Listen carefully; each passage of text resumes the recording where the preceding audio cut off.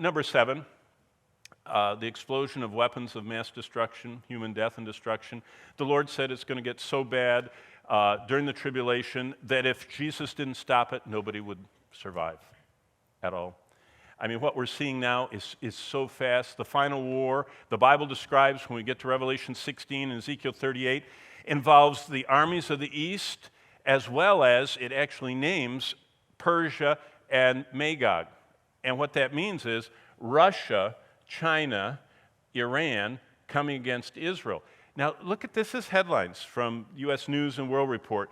The biggest U.S. Navy war games in 40 years, and it's getting ready for World War III, which is just amazing. How do you like this? If you watch the news enough, you'll find out about that. This is the Sarmat missile, which the Russians have, that travels 4.5 miles per second. How fast is that? 9 times faster than a bullet from a sniper rifle. Wow. That's how fast that missile comes. Did you know that missile has enough firepower? It can be fired 3,600 miles. One missile would take out the entire nation of France. One missile, because it has 16 independently directed warheads. By the way, everyone always asks, where's America in end-time prophecy? Why don't you all ask that? An end-time prophecy? Well, this is what I say. After reading the Bible 100 times, I still haven't convincingly seen the USA described in any prophetic passage in the future. Okay, so what happens to America? Well, it could be, number 1, that we align with the Antichrist revived Roman Empire.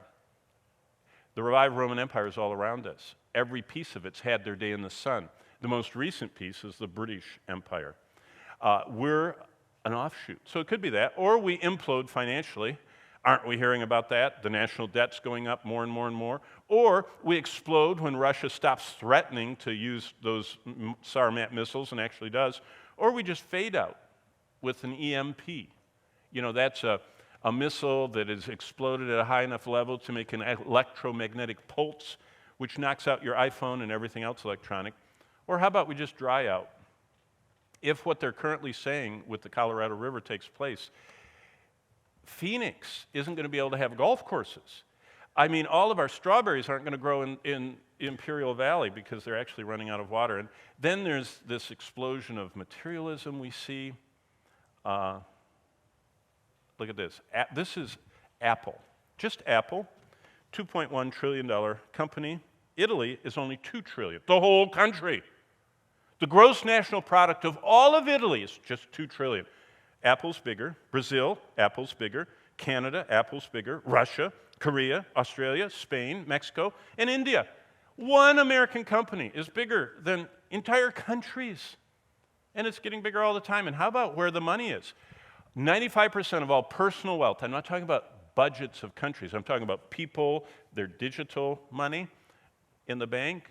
$200 trillion are on deposit today.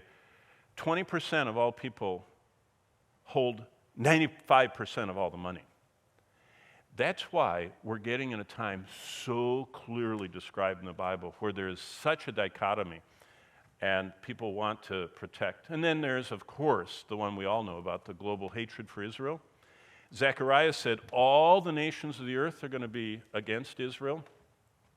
Here's one headline. I love these little headlines. Iran said they will target the heart of Israel if the Jewish state makes the slightest move against them. Now, 1 month ago, this is what it looked like. This is Bloomberg. They said there's a new Cold War. Russia, Iran, Iraq, and Syria, and Yemen are against, and Lebanon, are against Israel, Jordan, Saudi Arabia, and the UAE. Guess what happened this month? Turkey made peace with Iran, and Saudi Arabia made peace with Iran.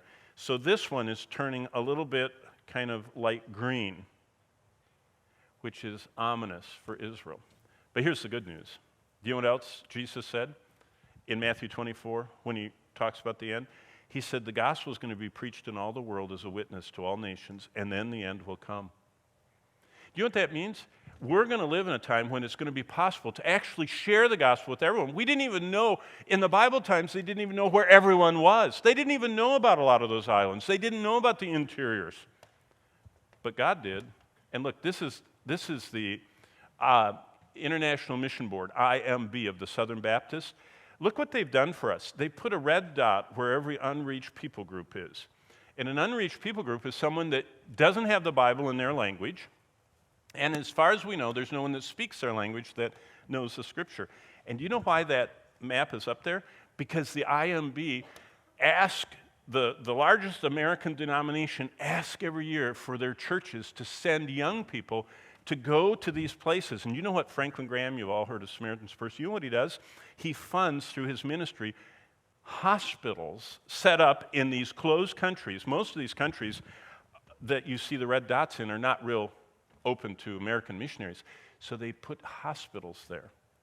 And they staff them with some of the most evangelistic doctors and nurses and everyone else, and they are allowed by the country, as long as they don't do their Bible stuff outside the walls of the hospital, to do what they want. And the testimonies of the people coming to Christ, Wycliffe translators have joined these hospitals, and they're meeting with the people and learning languages and getting the Bible into the languages of every kindred, tongue, and tribe and nation. So my question to you is, how did Jesus say we're going to know?